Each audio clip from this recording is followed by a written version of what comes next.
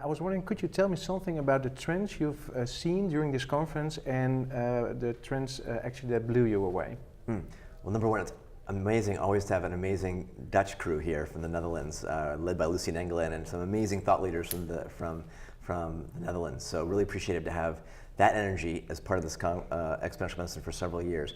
I think one of the things that sort of keeps blowing my mind is that some of these things that used to be in the hype cycle are now coming into real reality. I mean, AI in healthcare is getting super powerful just in the last few years for doing things like radiology or pathology or dermatology, where AR and VR is gone. And the early demos we had a few years ago, kind of kludgy, now boom. I mean, I was on stage doing a telepresent, multi-person, surgical, almost intervention.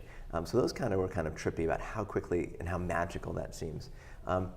Another piece that I think was important this year is starting to connect the dots on social determinants, food, poverty, education, access to care, just this disparities element and how we can address that with new elements, whether it's for folks like Jen Brea, who has chronic fatigue syndrome, and through her unrest.film, unrest.film is the website for her movie, bringing new folks and researchers into the space, all the way to new approaches for bringing drones to deliver medications to the Amazon or parts of Africa, or even in Europe it's already happening. So I think what's starting to happen is some of the dots are starting to connect. Some of the connections that have happened here at Exponential Medicine over the last few years, including with the leadership of Lucienne and others, the Global Health Network Innovations element that had a meeting here is going to catalyze a lot of other cross-fertilization. So we don't just invent in silos and innovate in silos, but we kind of do things together.